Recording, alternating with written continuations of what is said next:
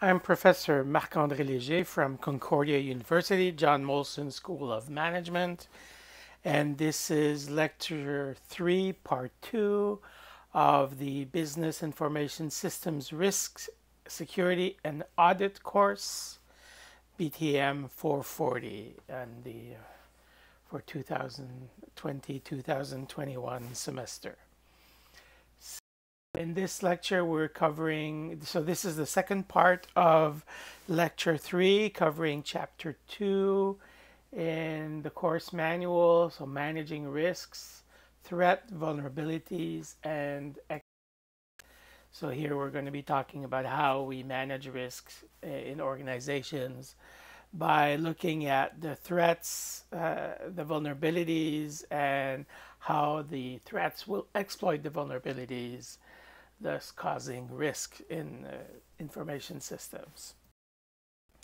What we need to understand when we're starting with this is that we can't just eliminate the threats.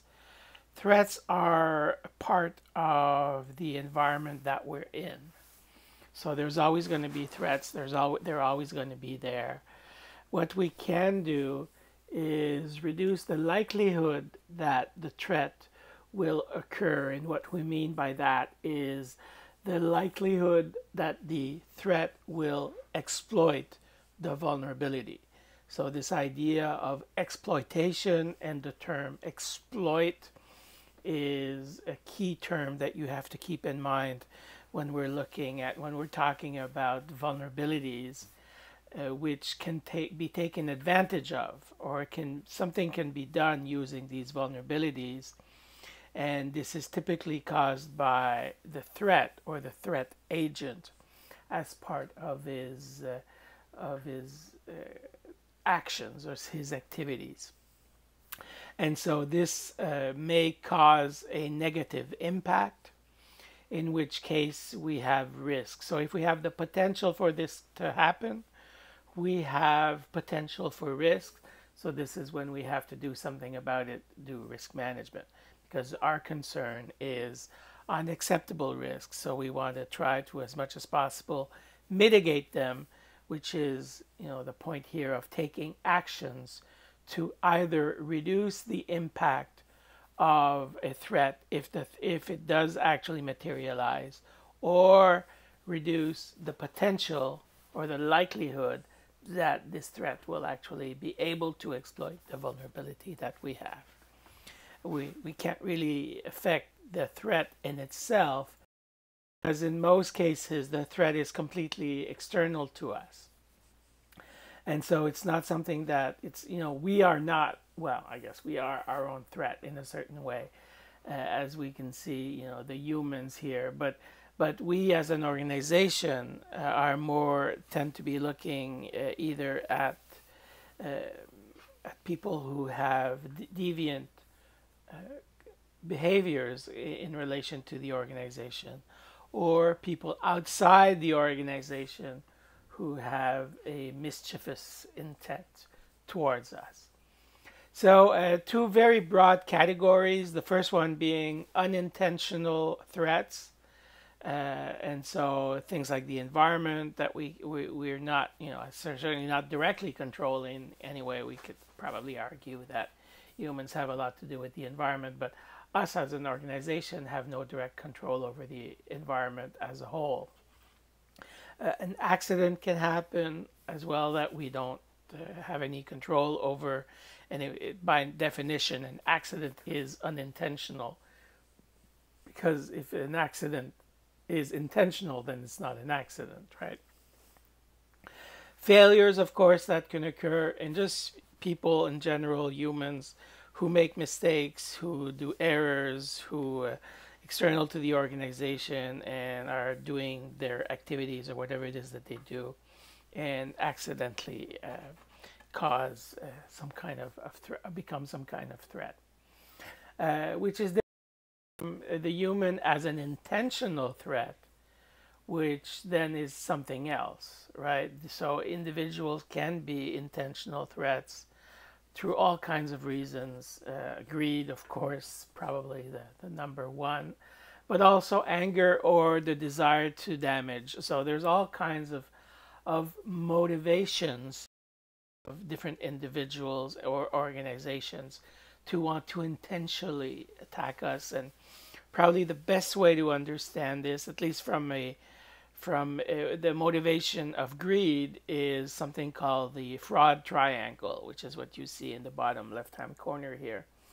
So, given that an individual has an opportunity to do something, uh, something that will, result in perhaps getting access to money or to what or causing whatever damages that he intends to do. Maybe he doesn't like us or whatever. But typically, in the case of fraud, somebody's looking for money, and because perhaps we have vulnerabilities, we have deficient internal controls, different mechanisms in place, faulty business processes that create this opportunity for an individual or an organization to take advantage.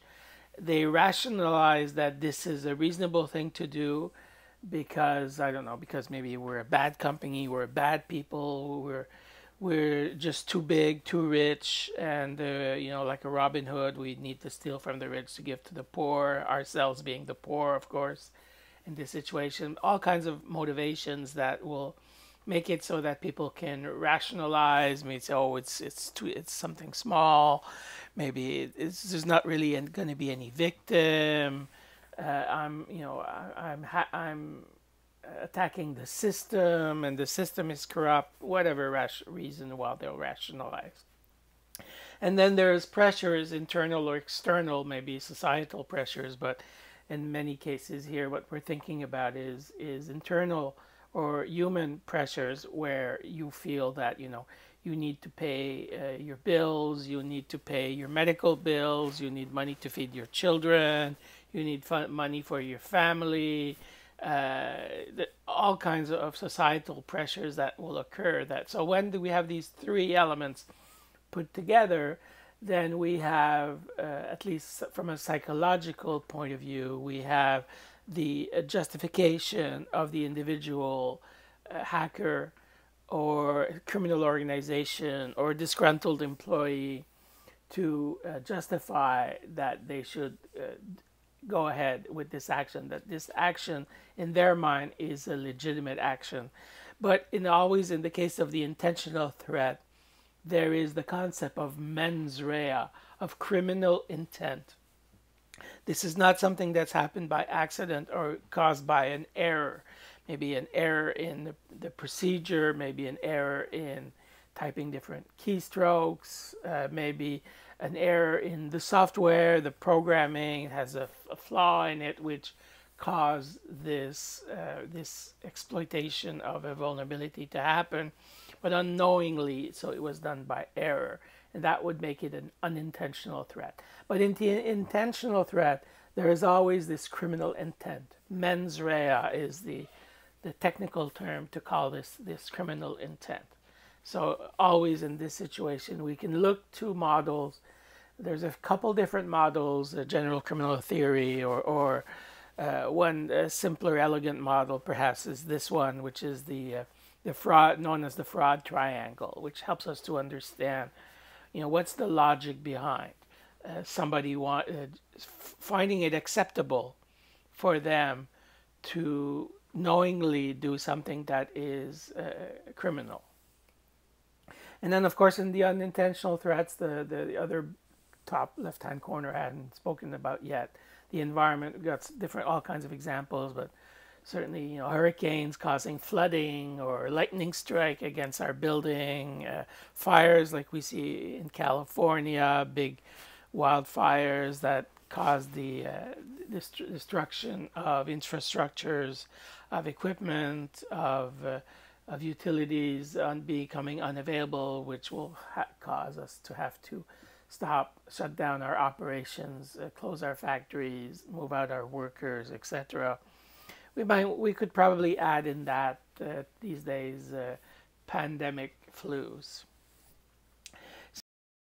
The most common kind of attackers, the intentional attackers, and these are the ones that we tend to focus on a lot because they're very, very visible and they're trying to steal our money. So this is obviously going to be a main concern to organizations and to employers. So we first think of criminal organizations, organized crime. Uh, Another one, APTs, another important concept to keep in mind here for those of you who want to work in security, the idea of the advanced persistent threats or APTs. So these are, uh, potential threats that are there and they're continuously trying to attack us or to affect us, which makes them persistent and advanced in the sense that they're extremely competent, very knowledgeable. They have a lot of resources. They have access to a lot of tools, which make them very good and very efficient at doing what they want to do.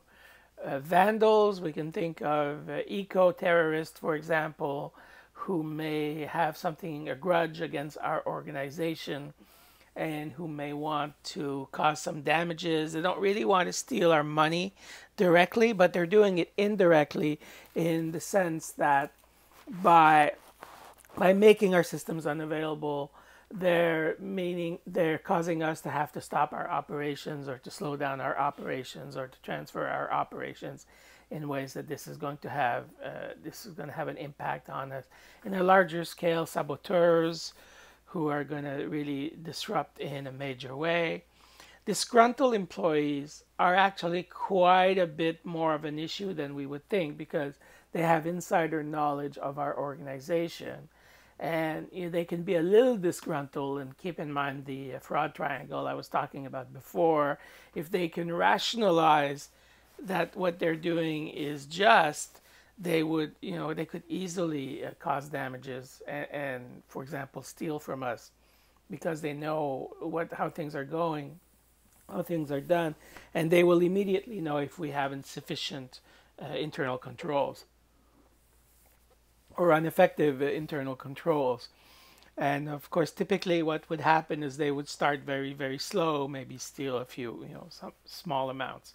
But gradually this tends to grow over time and eventually gets to often to very large amounts. And we can easily, if we go through the media, look at publications, you're going to find a lot of examples of these situations where, perhaps a admin clerk who had access to the checking accounts or the check writing machine with automated signatures or whatever gradually stole over time tens of millions of dollars, or certainly millions of dollars anyway, and could rationalize this because they were underpaid or they were undervalued or they just weren't getting the consideration that they should have gotten. Activists, I talked about environmental activists. That's a major threat these days. We could think of religious activists as well, anti-government activists. Of course, other nations. And then the first one that comes to mind is China or North Korea, Iran. But everyone is doing it, and like the U.S. or Canada are also have different counterterrorism or counter-espionage or espionage activities that are going on, and they have government agencies who are, of course, extremely well funded and very, very motivated. And then finally, your average run-of-the-mill hacker who's just curious and he's trying to figure out how things work. And not all hackers are criminals. We need to make the distinction between the hacker who's doing this sort of, I guess, for fun or because they're bored or just because they want to learn how things work and they don't really know any better, and they rationalize that, oh, it's okay, I'm just testing their security or whatever. And not necessarily with the mens rea, not necessarily criminals, but sometimes may become criminals given. So some of our best practices for managing the threats and to help us to put in place our security. Number one, of course, is we need to have a security policy. So we need to create a high-level security policy, which often will be supported by different levels of more, structured or more precise sub policies or different areas of policy that will target different elements of our activities. But this is something we'll actually be talking about more in another lecture. We can externalize, so we can transfer some of our risk by purchasing cyber insurance. In which case, we're not really doing anything about it, but if it happens, we're going to minimize the damages. Because remember, what I said is we're trying to either to reduce the likelihood that something will happen, or we're trying to minimize the impact if it actually does happen. Those are sort of the two places where we have a lot of capabilities. And so purchasing insurance is one way to minimize the impact. We can put in place strong, stringent access control.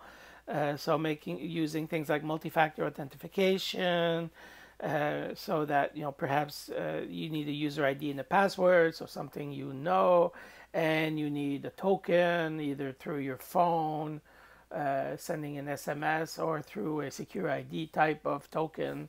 So something that you have, or perhaps a third, different other type of access control through biometrics. So something you are. So by combining two of those different types of mechanisms, we can make it more difficult, not impossible, never impossible, but more difficult to gain access to our system. So these are ways that we can do that. Perhaps in the access control systems, we can have strong passwords, upper, lower, special characters that need to be changed very often. So these are one of the ways. That we can make this more difficult. We can also have some automation processes in place, such as automated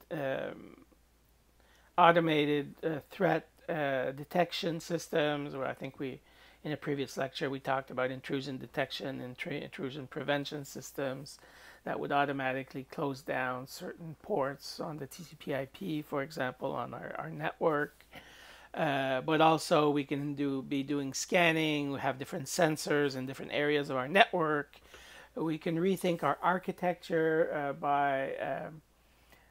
and have in place different mechanisms that will automate some of the processes, so that when a potential threat is detected, that some immediate action will happen even before we're actually able to have technical staff intervene. But those have to be carefully set up because of the issues relating to false positives, something being identified when there's not actually an issue, and which typically would lead to the system eventually being deactivated.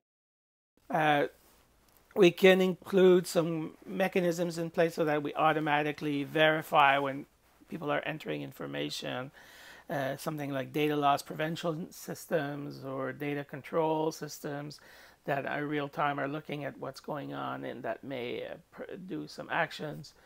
My personal favorite, being a professor, but also because professionally this is where I'm very active these days, in training and awareness programs.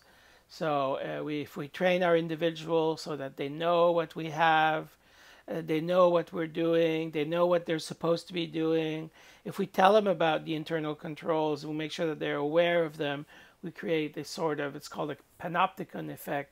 The fact that if people know that they might be watched, that their behavior is going to be different than if they have no reason to think that they're being watched, whether they are actually being watched or not. That's the panopticon effect, developed by I think Bentham in the 18th century, something like that, in the design of prisons. But this is telling us that here is a place where we can actually act very significant and have a very significant role by providing training so that people know how to react, training so that individuals in their organization can recognize the signals, perhaps of a phishing attack through email, through phone, through SMS, phishing, vishing, smishing, whatever, all these different names that we have for these different types of phishing attacks.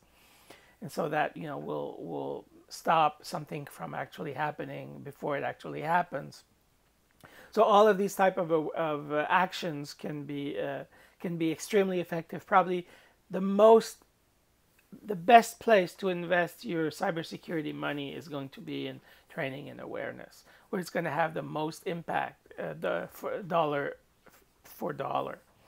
Then we have standard things that we commonly see, like antivirus software that are going to be filtering the emails and filtering things happening through our network. And also by protecting the boundaries of our system. This is when I was talking about infrastructure. And we talk about different technologies like zero trust architecture, for example. Some of the videos that I've put on Moodle that you should go watch to know what these kind of architectures are. So as well as having firewalls and intrusion detection systems, you have a complex web of roadblocks. So like all the layers of an onion, you have a multi-layered approach to your security, and all these boundaries are, not are difficult. So they require some kind of authorizations and authentication to happen, so that people can get across. So it's the idea we go from, trust but verify, sort of the old strategy, to trust no one, verify everything, and make sure that every time there is authorizations and verifications that are happening. And once the users are properly trained and they understand why we're doing this, but also they know how to properly use the systems, this is not going to be this is going to allow us to work very well, and to try to reduce the risks, and to maintain a higher level of security and of confidence or assurance that what we're doing is adequate. So it's the countermeasures that are going to allow us to reduce the risks and to reduce the loss. So we're gonna try to reduce the vulnerabilities that we have, and so that's something that we're going to be doing. We're going to have in place, like in financial institutions where I'm working these days. We have a whole department of defensive security, also known as the Blue Team. And what they're doing is trying to look at vulnerabilities on our network, and they're going to do research, and they're going to look at the media, they're going to look at publications, they're going to look at discussion groups, all the sources of information that are out there to try to identify all the vulnerabilities that are occurring.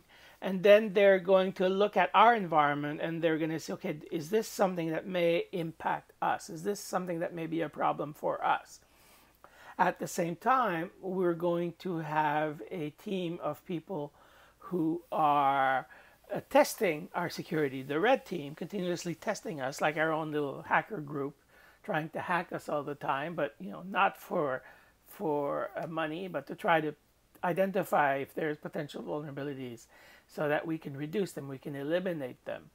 And then the other element that we're going to have is to reduce the impact of losses. So we're going to put in place a whole bunch of mechanisms. I talked about firewalls already, but things like backups, so that we can act. And if something does happen, we can put in place, we can restore the backups basically. Or insurance even would be a way that we can reduce the impact of loss. And so the threat will exploit the vulnerabilities, which will result in risk when there is a negative impact, so there's a loss. And so through the mitigation techniques, we're going to try to either affect the vulnerabilities or affect the potential loss or potential damages. So that's what this little graphic is trying to show us. So again, it's the threat and vulnerabilities together, so that risk occurs when the threat exploits the vulnerability. So the vulnerability is really a way for the threat to cause this harmful event that is going to result in some kind of damages, something bad for the organization. So it's both the threat and the vulnerability that must come together, which results in a loss that causes this risk. So the threats are there, the threats exist. Remember, we said we can't get rid of the threats. We can't control really, or to a large degree, we can't control a lot of the threat events. But the vulnerabilities, we're going to try to minimize those as well. But it's really true that both of these coming together, that something is going to give you some examples uh, of the threat. Let's think of an ex-employee who's perhaps still has access to our systems because we didn't delete it when he left, or maybe there was a good reason because of a problem in our internal controls. With they don't get the accounts don't get deleted automatically when somebody leaves, or even there's a critical system that was set up by this employee, and we're really concerned that if we delete his account, that system, the payroll system, whatever, it's going to stop working. And so because of that, the employee is able to access some proprietary data, which maybe it has intellectual property, maybe it has some customer information, customer list, or just private information of customers that if divulged could cause a loss of reputation in the organization, which would eventually mean that we'd be losing customers and we'd be losing money. So this is an example of how this happens. Another example, we have somebody who maybe is a negligent employee, maybe just a fire, and there's the fact that we have sprinklers in place, but the sprinklers use water, and so if the sprinklers are turned on, then there's going to result in all of our electric systems that are going to be going to stop working as well. It's going to have a significant impact on the organization. So again, there's a threat, there's a vulnerability. So if the sprinklers turned on, we have damages. For example, we have a threat source, we're unauthorized user. Just think of a hacker or a cyber criminal. Not really a big fan of the term hacker in general used in this way. Specifically here, we're really thinking more about a cyber criminal, or sometimes called a cracker, so criminal hacker. And the cyber criminal identifies there's a flaw and that we haven't applied the patches because we need to test them, and we don't really have a big team of IT team, and we're just a little bit slow at doing this. And so because he knows how to exploit this flaw that hasn't been patched, he can get an unauthorized access to our files. So this is definitely another example of a potential threat. This is from a external source, but who's doing voluntary damages. Obviously, there's the criminal intent. Here, the mens rea is definitely there as well. So the different ways that we can try to resolve this, different techniques that we can try to resolve this. I've talked about policies and procedures, having user documentation, definitely training, of course, that I've already talked about, segregation or separation of duties. So making sure that multiple individuals would need to collude for a potential exploitation of a vulnerability to be possible.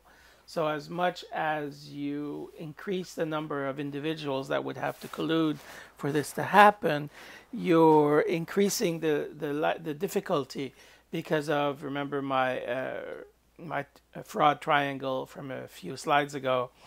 There's the rationalization aspect, and so it's going to be a lot more difficult to rationalize and to gain agreement on many different individuals who would have to agree for this to happen. I'm not saying it's impossible.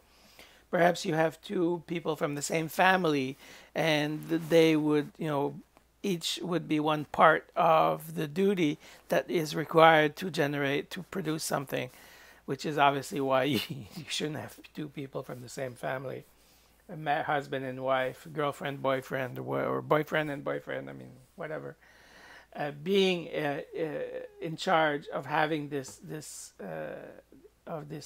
organizational activity or business process, when it's a critical process that concerns somehow something that is easily transferable to money, or just is directly money. But segregation of duties is definitely one of the major things that need to be in place.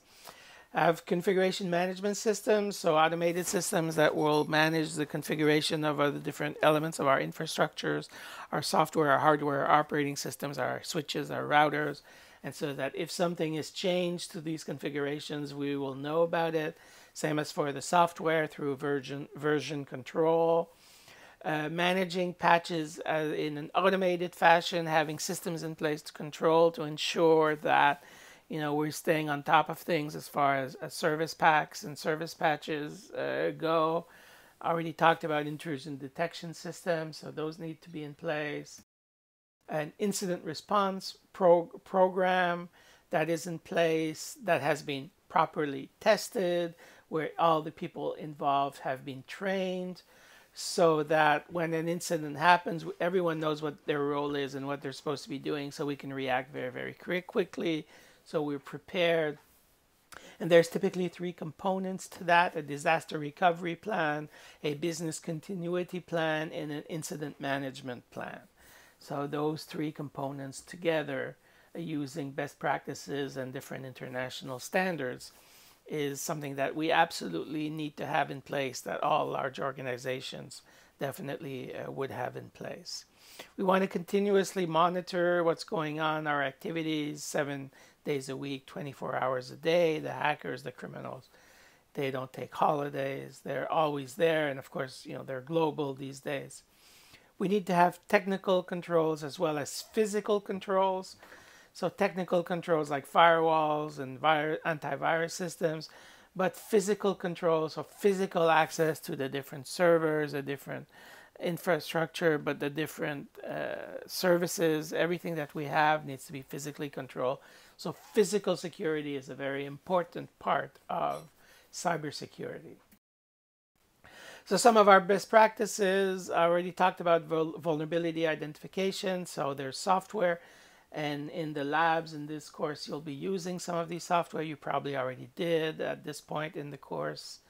We're going to try to do scenarios, build scenarios, and do risk management, risk assessment activities to try to identify the possible threat vulnerability pairs that may impact us.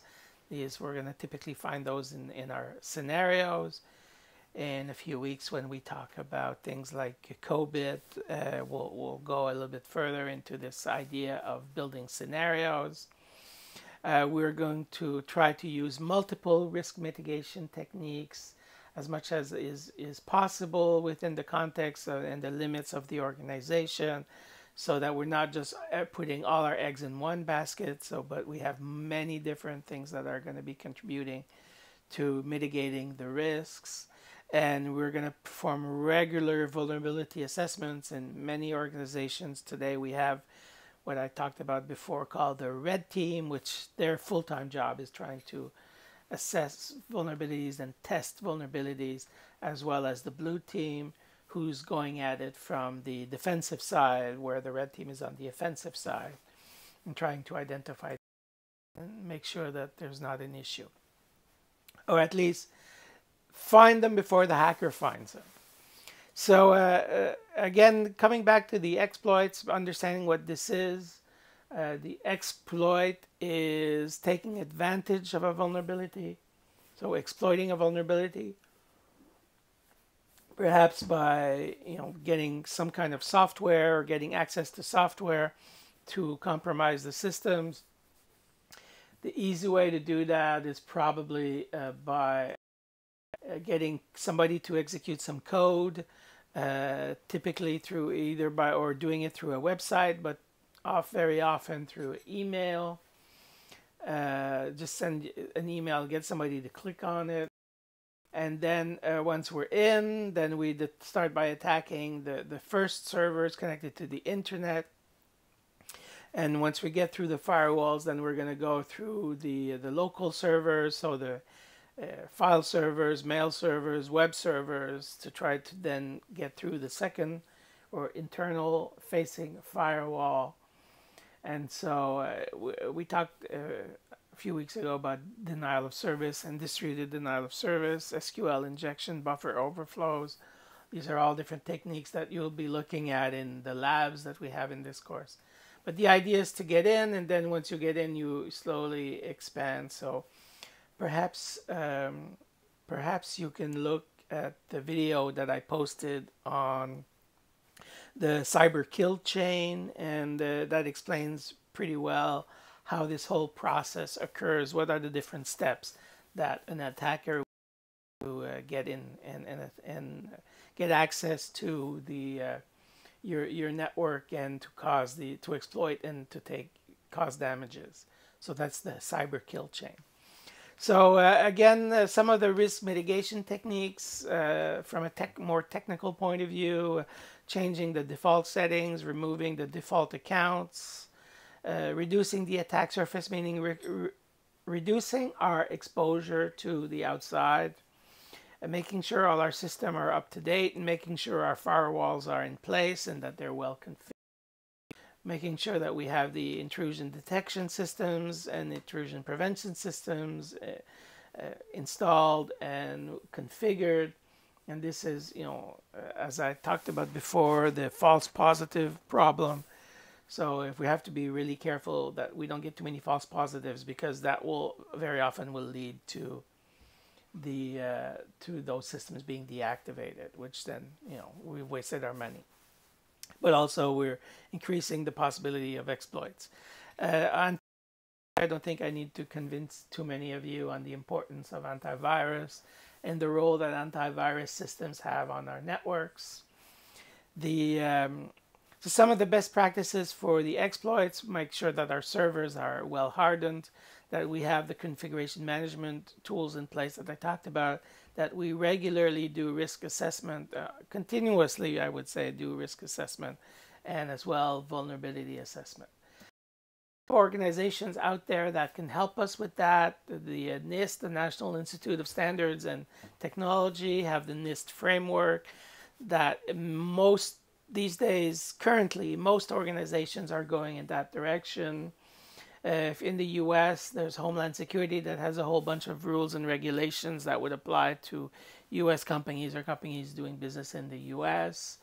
The National Cybersecurity and Communication Integration Center is there as well. In Canada, we have the Communication Security Establishment that has a similar role. We have the US Computer Emergency Readiness Team, the CERT, with equivalent in Canada and also an equivalent in Quebec. So a computer emergency readiness team, they can help you when something happens. If there is an incident that has a more national or international impact, they're going to come and play as well. Traditionally, the US CERT, because of the historical role of the US in the internet, in the implementation of the internet, has a major role. And it's definitely a really good source. Well, all of these are really good sources of information on risks, threats, and vulnerabilities. But for vulnerabilities particularly, the MITRE has the CVE, the Common Vulnerabilities and Exposures List, which is basically a very, very big, very large database of known and emerging vulnerabilities, where typically vulnerabilities would be exposed when they become known and when there's a whole process for that. And I've also put a video on that explains how that works if you want to go into more detail, how vulnerabilities are declared, and often through perhaps a bug bounty program or another structure where academics would be looking at publishing information about vulnerabilities. So all of these, of course, all in the U.S. context, all of these organizations are exchanging information and they're all related. You, for sure, you want to be looking at the NIST special publications as being a great source of information and knowledge, and the CVE list from the MITRE Corporation, also a great source of information and knowledge. So that's the information for this second part of this lecture. So it basically covers one of the chapters in the book, and we'll see you for the next lecture.